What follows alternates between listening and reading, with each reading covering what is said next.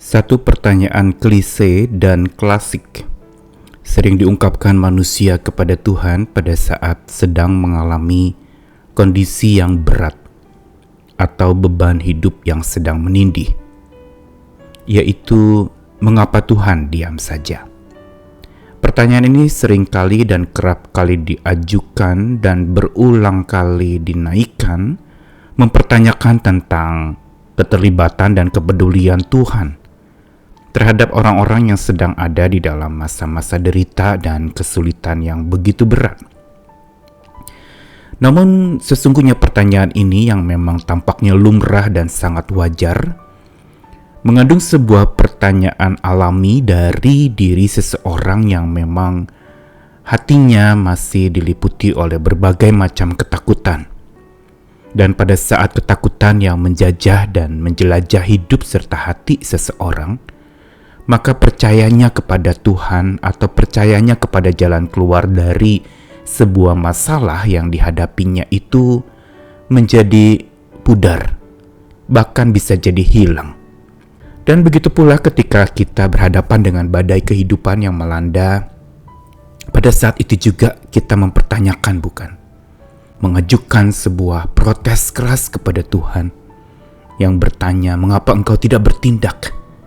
Mengapa engkau diam saja? Namun sesungguhnya apakah memang Tuhan itu diam saja? Bukankah Dia sesungguhnya yang adalah Roh itu adalah sosok yang tidak pernah bisa diam melihat umatnya yang sedang menderita?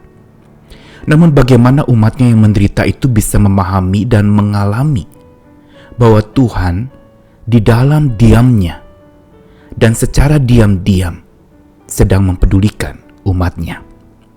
Saya Nikolas Kurniawan menemani lagi di dalam Sabda Tuhan hari ini dari 2 ayat firman Tuhan. Pertama dari Yesaya 26 ayat yang ketiga dan yang keempat. Yang hatinya teguh kau jagai dengan damai sejahtera, sebab kepadamulah ia percaya. Percayalah kepada Tuhan selama-lamanya, sebab Tuhan Allah adalah gunung batu yang kekal. Lalu satu lagi dari kisah para murid Tuhan Yesus pada saat berhadapan dengan badai yang melanda perahu mereka. Markus 4 ayat 38-41. Pada waktu itu Yesus sedang tidur di buritan di sebuah tilam. Maka murid-muridnya membangunkan dia dan berkata kepadanya, "Guru, engkau tidak peduli kalau kita binasa." Ia pun bangun menghardik angin itu dan berkata kepada danau itu, "Diam, tenanglah." Lalu angin itu reda dan danau itu menjadi teduh sekali. Lalu ia berkata kepada mereka, "Mengapa kamu begitu takut? Mengapa kamu tidak percaya?" Mereka menjadi sangat takut dan berkata seorang kepada yang lain, "Siapa gerangan orang ini sehingga angin dan danau pun taat kepadanya?" Dua bacaan Sabda Tuhan ini yang memang berbeda konteks, satu di Perjanjian Lama dan satu di Perjanjian Baru, sesungguhnya memberikan kepada kita sebuah benang merah atau keterkaitan yang erat. Di dalam Yesaya 26 ayat yang ketiga dikatakan, yang hatinya teguh kau jagai dengan damai sejahtera. Ayat ini bila diperhatikan di dalam versi Alkitab bahasa lain, dikatakan bahwa engkau, Tuhan, akan menjaga di dalam sebuah damai sejahtera yang sempurna bagi mereka yang pikiran-pikirannya itu adalah teguh dan penuh dengan ketabahan, karena mereka percaya kepada engkau. Percayalah kepada Tuhan selama-lamanya, karena Tuhanlah sendiri batu karang yang kekal itu. Apa yang dikatakan di dalam Yesaya 26 ayat 3-4 seolah memberitahukan kepada kita tentang sebuah syarat untuk seseorang bisa merasakan sebuah damai sejahtera yang sempurna. Kalau dalam versi bahasa Indonesia dikatakan, yang hatinya tabah dijagai Tuhan dengan damai sejahtera. Yang berarti damai sejahtera itu ada syaratnya untuk tetap di dalam hati seseorang. Untuk dia bisa tenang ketika berhadapan dengan masa-masa tegang dalam hidupnya, ada syaratnya. yaitu yang hatinya teguh. Di dalam Yesaya 26 pasal ayat 3 tadi dikatakan. Ada penafsir yang mengatakan bahwa pikiran yang dipenuhi dengan hikmat Tuhan, ini yang memberikan ketenangan, bijaksana yang dari Tuhan, itulah yang membuat seseorang bisa tetap melihat sekalipun Allah tampak diam, tetapi sesungguhnya tidak sedang berdiam, namun sedang menolong, bahkan sedang menemani mereka yang sedang berdiam di dalam masalah dan pergumulan yang berat. Inilah sebenarnya mata hikmat. Orang yang teguh di situ digambarkan orang yang berhikmat Tuhan. Dan ini juga yang terjadi di dalam Markus 4 ayat 38-41. Sebaliknya, para murid waktu itu membangunkan Yesus yang sedang tidur sambil mereka berteriak, "Engkau tidak peduli kalau kita binasa."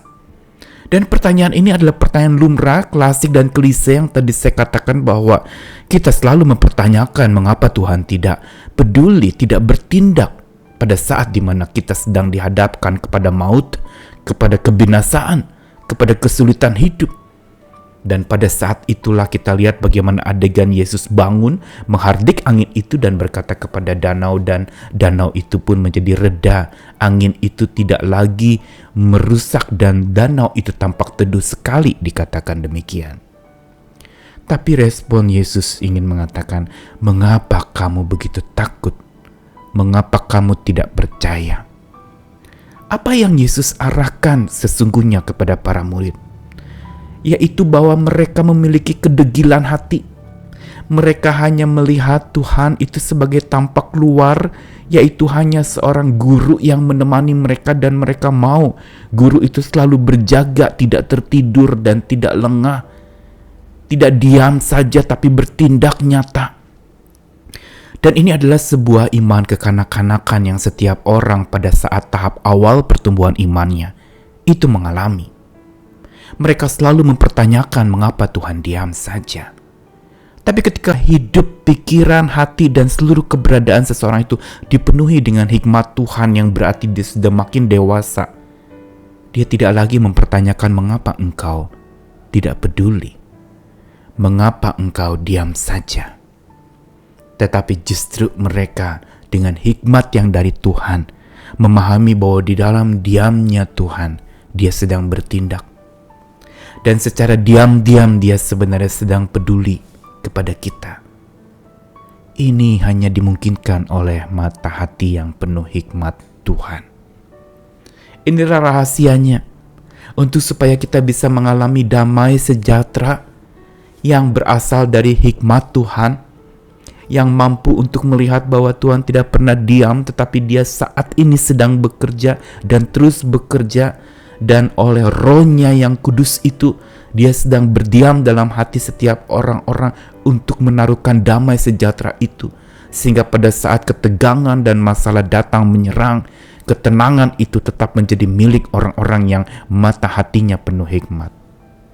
Tuhan ingin ajarkan lewat kisah para murid yang ketakutan itu untuk bertumbuh menjadi pribadi-pribadi yang penuh hikmat. Para murid di awal memang masih begitu penuh ketakutan ketika mereka masih belum sepenuhnya percaya kepada Tuhan Yesus. Namun kita lihat beberapa tahun kemudian, para murid ketika Tuhan sudah didik dan jadikan mereka orang-orang percaya, bahkan mereka murid-murid itu rela mati martir bagi Tuhan Yesus. Sesungguhnya ini menunjukkan betapa hikmat Tuhan sudah memenuhi hidup mereka. Mereka semula anti sama penderitaan dan mempersalahkan atau mempertanyakan Tuhan mengapa diam saja. Akhirnya mereka tidak bisa diam dan terus memberitakan tentang Tuhan yang sesungguhnya tidak pernah diam, tetapi diam-diam sedang bertindak dan mempedulikan umatnya. Dan di dalam diamnya, dia sesungguhnya tidak pasif dan lalu menjadi tidak peduli. Justru pada saat itulah, oleh pandangan kita yang penuh hikmat, kita bisa mengalami Tuhan yang terus bertindak, selalu peduli, sekalipun dia diam, tapi dia tidak bungkam. Dan sambil diam-diam, dia sedang mendiamkan kita, menenangkan badai di hati kita, memberikan kemenangan atas segala pergumulan kita, dan memampukan kita untuk seperti apa yang dikatakan dalam kitab Yesaya tadi, yang hatinya teguh, dijagai Tuhan dengan damai sejahtera, sebab kepada Tuhanlah kita percaya. Sebab itu mintalah kepada Tuhan hikmat-Nya memenuhi mata hati kita, serta mendewasakan kita di dalam menghadapi apapun juga yang terjadi di depan kita. Berdiam dirilah senantiasa di hadapan Tuhan dengan hikmat yang daripada Tuhan. Amin.